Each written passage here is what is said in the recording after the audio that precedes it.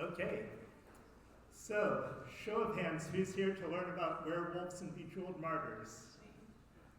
Who's here because they heard the food's really good?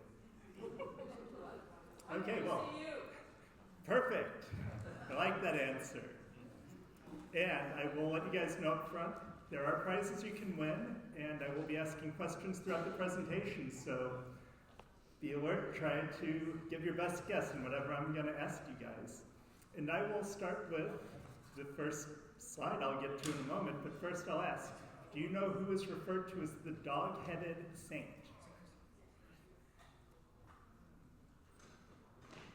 Not Don. Anyone want to venture a guess? No, that's a good guess, but no. I'll give you another hint. He was a giant. Melissa? Saint Christopher. Come up and claim a prize. Saint Christopher, the dog-headed saint. So, there are a few different possible explanations here for why he might be referred to as the dog-headed saint. One is the Latin word Cananeus, means Canaanite, and some say it was mistakenly misinterpreted as caninus, canine or dog-like, which, I mean, you know, that misinterpretation could lead to why we have these lovely, I can't think of what they're called now. Icons, thank you guys. But that could be one of the explanations. The other one could be symbolism, because he was sort of a giant and a savage before, and it could illustrate how he was before he had his conversion. And if you aren't familiar with St. Christopher's story, he was not the best man, and then he was also a giant who would help people cross a certain river. I don't remember which one. But one day he came across an infant that needed to cross, and he put the infant on his shoulder and started walking across, and the infant just became heavier and heavier as he went along. And by the time he finally got across the river, he had the realization that it was the infant Jesus that he had just helped across the river, and that was what caused his conversion. Now, in case you were wondering, this actually isn't the werewolves that were mentioned in the title. That would be the werewolves of Assisi. So, there are a couple of saints who are attributed to this particular legend. The more popular saint, but less popular tradition, is St. Patrick. And there are people that say that while he was preaching in Ireland, a group of heathens was howling at him to disrespect him and disrespect God. And as a result, he decided to curse them. In some of those legends, he transformed them into werewolves that they would turn every 7th winter, and in some traditions they would turn for 7 years and then turn back into humans. But the one that we're going to concentrate on, that is actually the more popular of the legends, is there was an unnamed priest who was traveling from Ulster to Meath when he encountered a wolf.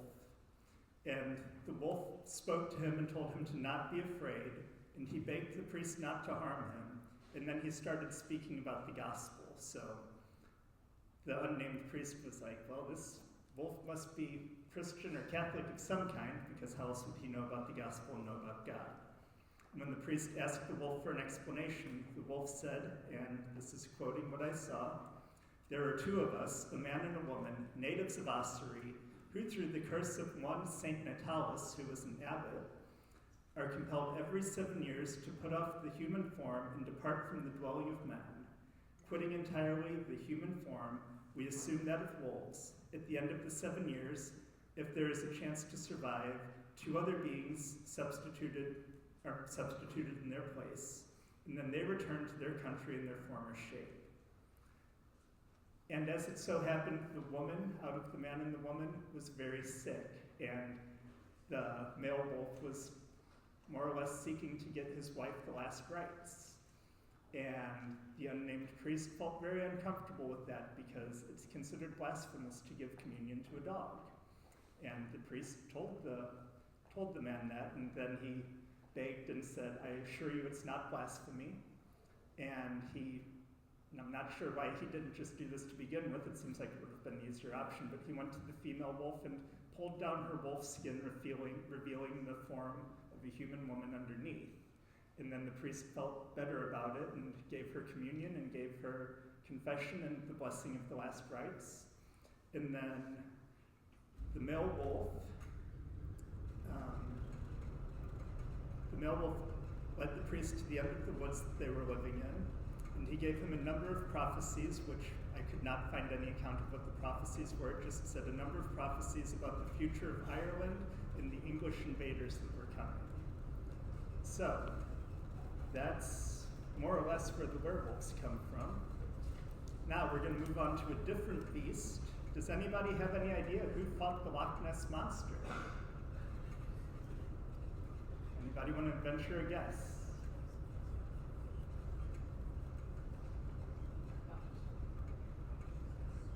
Okay, it is Saint Columba. Not one of the more well-known saints, but one day Saint Columba was traveling with some brothers, and he was contemplating how to cross the river Ness.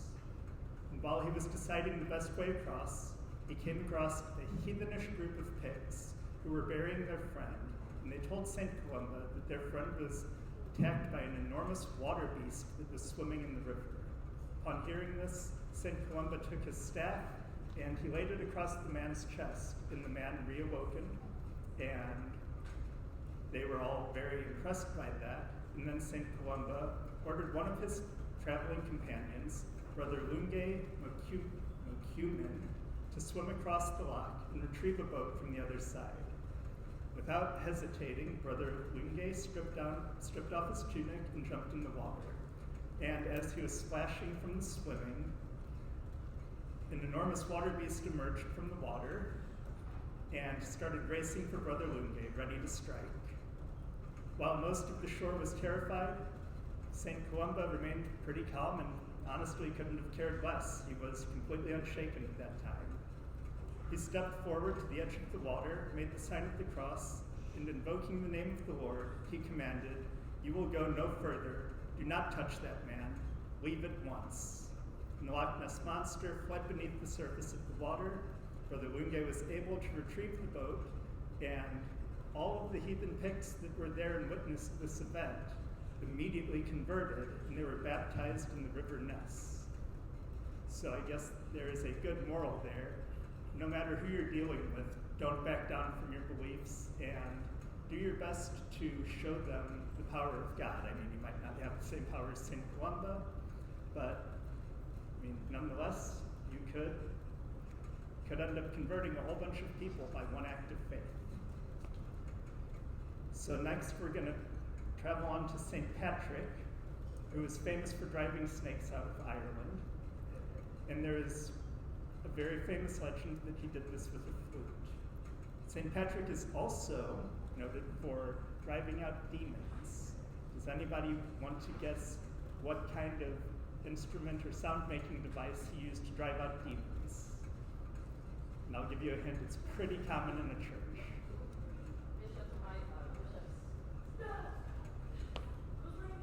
Bells. Annie, sure. Come up and claim your prize. Bells.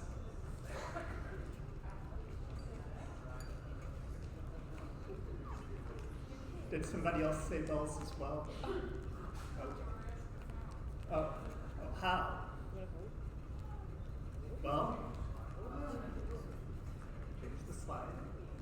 So, St. Patrick, this is actually one of the few remaining relics of St. Patrick. And the initial purpose of the bell was to call people to prayer, just like it is with church bells.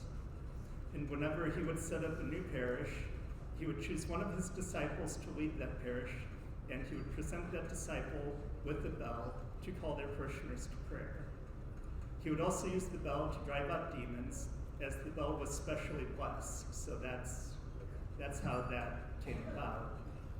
And one account says that he used the bell by tossing tossing it into the air to drive out the demons from the upper air. And one time when he threw his bell into the air, a piece broke off. So I guess the demons broke the bell, but still usable.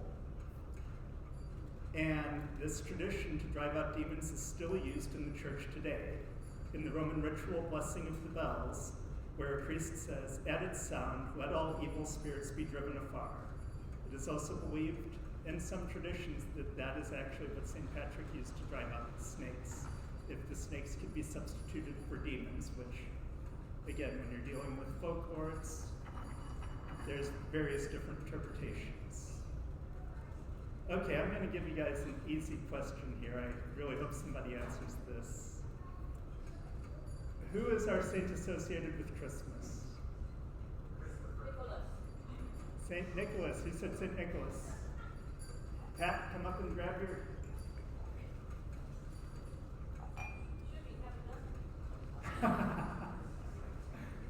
You're welcome. So yes, Saint Nicholas. But Saint Nicholas has a different tradition associated with him. Saint Nicholas and the pickle barrels, which this can also be attributed back to Christmas a little further down the line. So this actually tells the story of why he is the patron saint of children.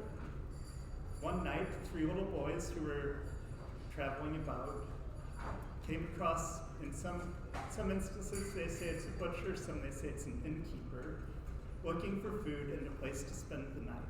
The butcher or innkeeper welcomed them in with fake hospitality, and he was hiding his nefarious intent. The little boys entered, and the butcher grabbed a knife and slaughtered them.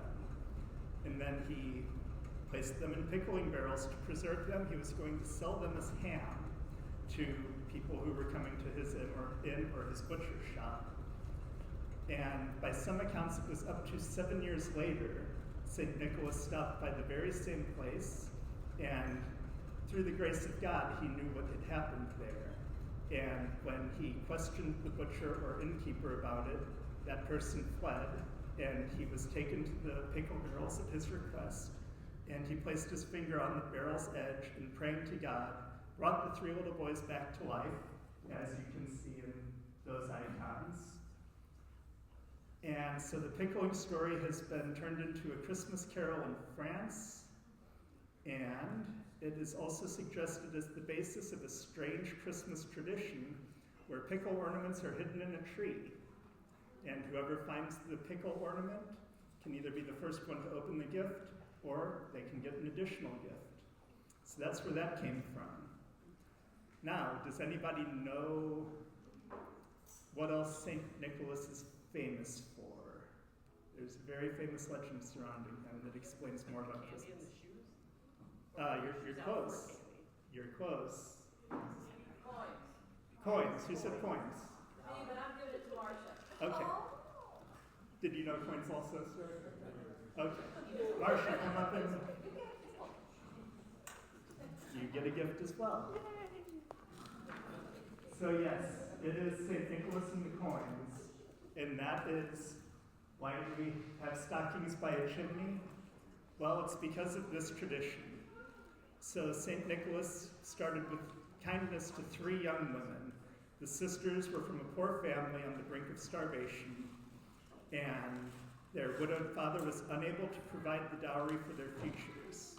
He was too proud to accept charity, and he was going to sell the girls into, we'll just say, illegal work to help pay for their dowry. But St. Nicholas heard of these plans, and he decided to intervene. He came from a wealthy family, and he was orphaned when he was young, and he had given away a large portion of his money to poor people into the church, but he still had 3 velvet bags filled with coins. So on the first night, he threw it through the window, stating in a note that it was for the eldest daughter. The second night was for the middle daughter, and then the third night, determined to know who was providing the coins, the father waited up and waited by the window, and St. Nicholas did not want anybody to know, and he did not want any thanks. So he instead climbed up the roof and dropped the coins down the chimney, and they landed in a stocking that was drying by the fire. So that is how we got the tradition of hanging stockings by the chimney for Santa Claus. And let's see. Next we move on to some fun food stuff. We have Bavarian pretzels. Did anybody know that Bavarian pretzels are part of Catholic tradition? Yes, okay. In the back, what do you know about the pretzels? Well, you have up there, it's like the Trinity. So Yes. the Father, Son, Holy Spirit, and twisted together is one. 3 holes for the Trinity. Yes. And if you want to send somebody up to retrieve your... So yes, it is a symbol of the Trinity, the 3 holes in the pretzels. It is believed that they originated from monks.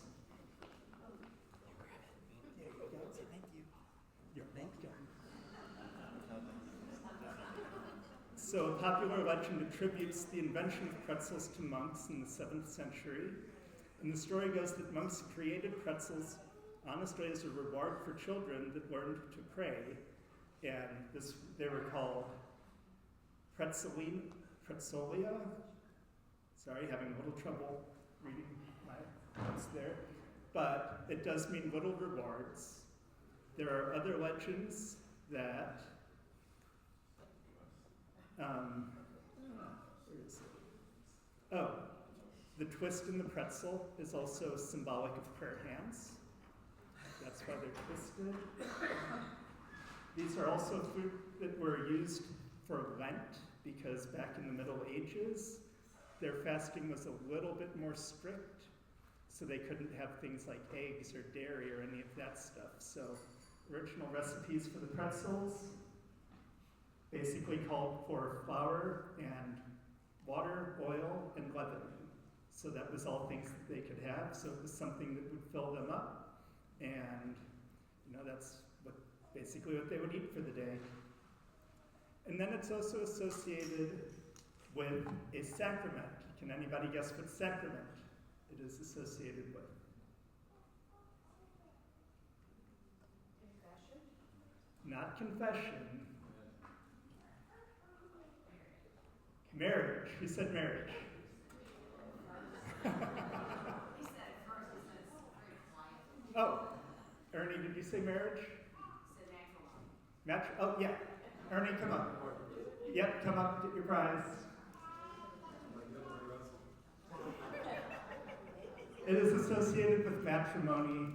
In some instances, people believe that the term tying the knot came from this tradition, symbolizing the union of the husband and wife. And now we are going to move on to ossuaries. Does anybody know what an ossuary is? We have one more prize to hand out. Ossuaries. Can you spell it? Yeah, I will spell it. Ossuaries. Holds bones? Bones. Who said bones? Judy.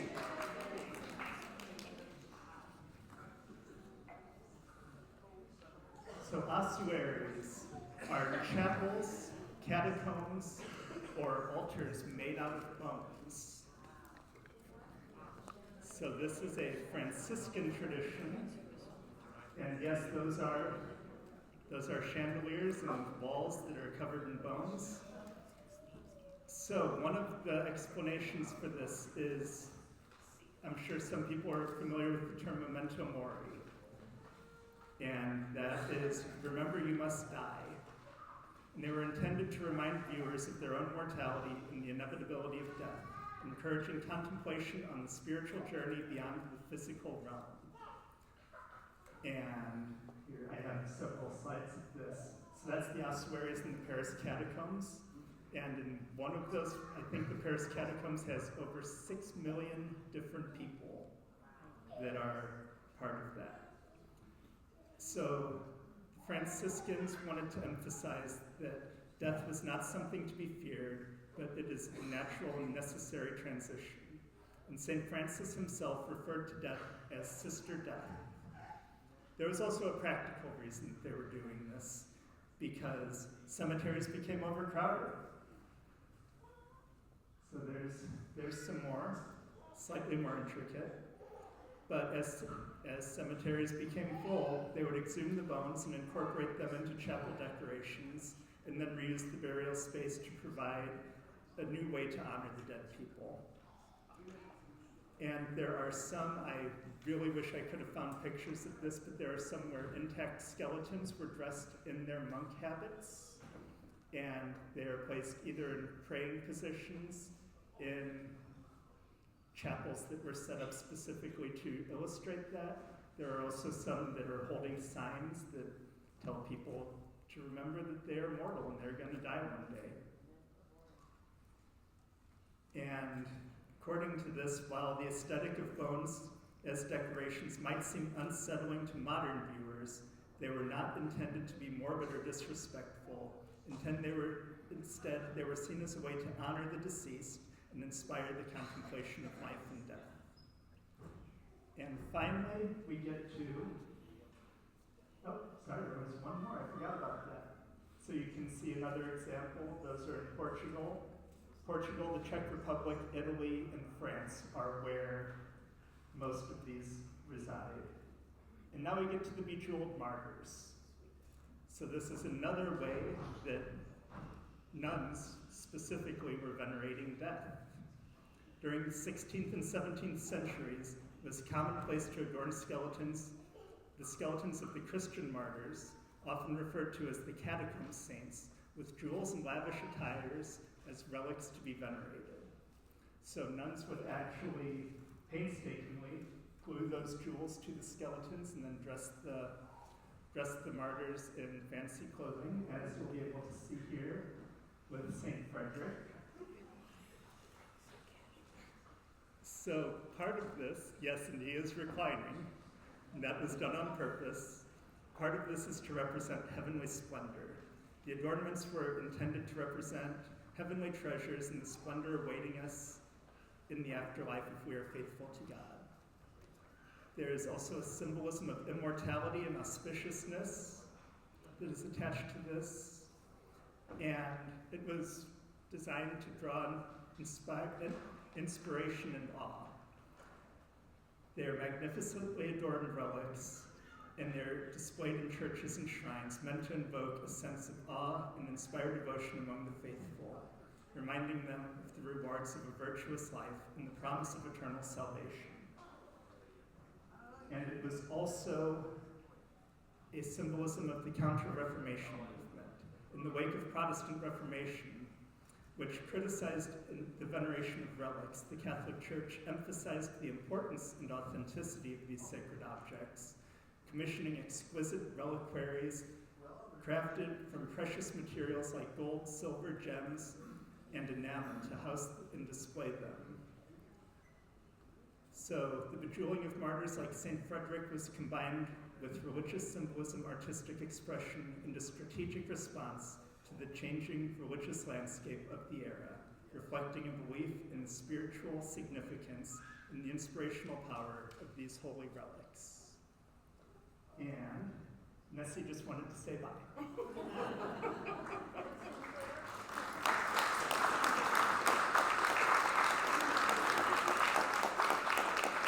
Are there any questions? Is that guy's name Dino? Yes. Any other questions? And like I told the folks last night, this is just scratching the surface of our weird and beautiful Catholic history, and there's so much symbolism, so much significance behind all of these traditions and all of this lore. And I mean, I don't think that a lot of people really understand how deep our faith goes until you start digging a little deeper.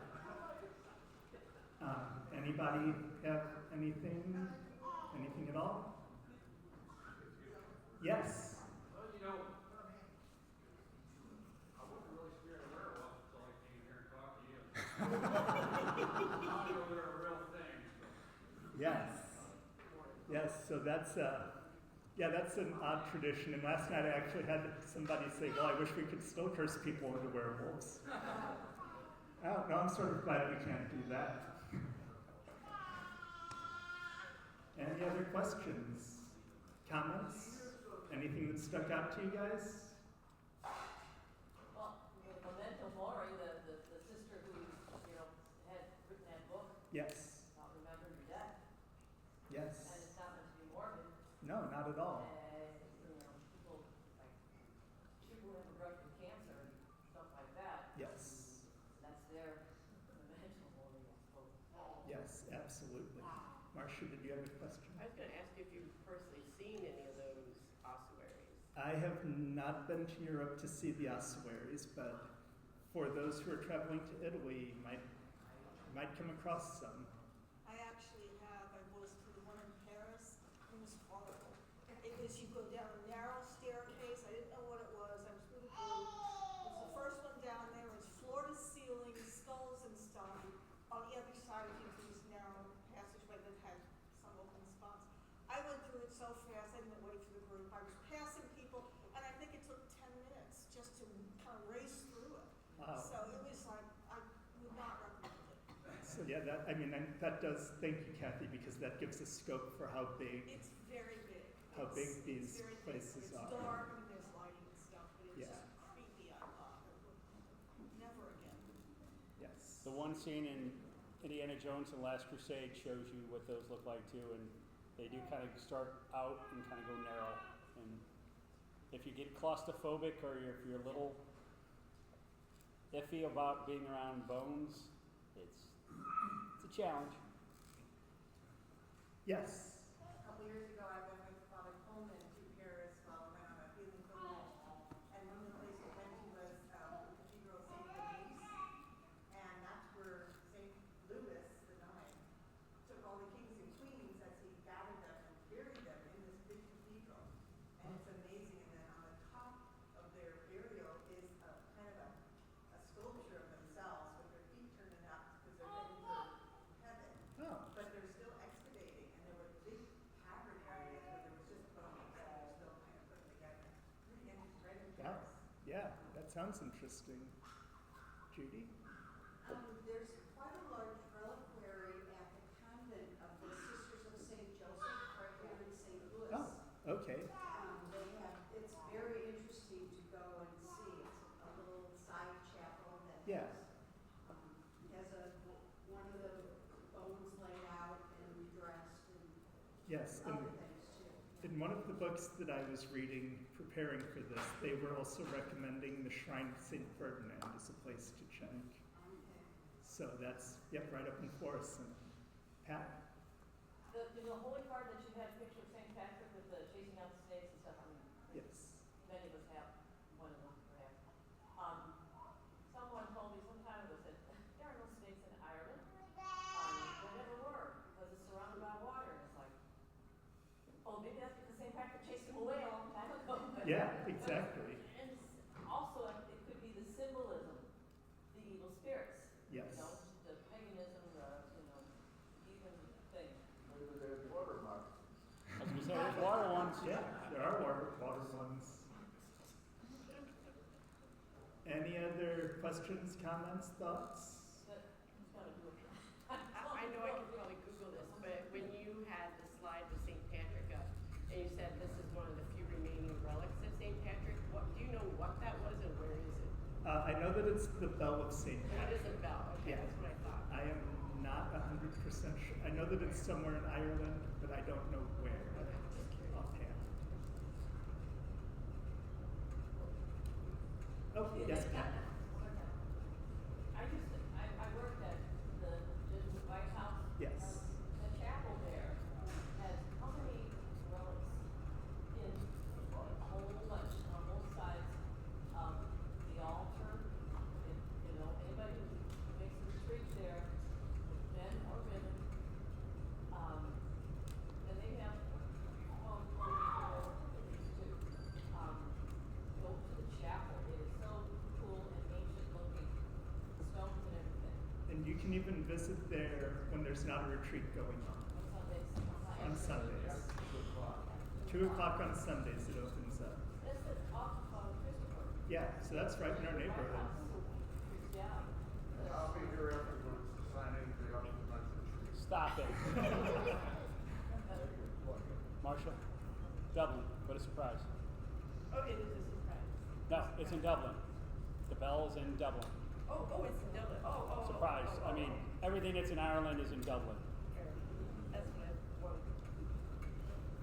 Okay, well, I thank everyone for coming, and big thank you to the men's ministry for sponsoring today's event. Lots of donuts and stuff. There are lots of donuts and cookies.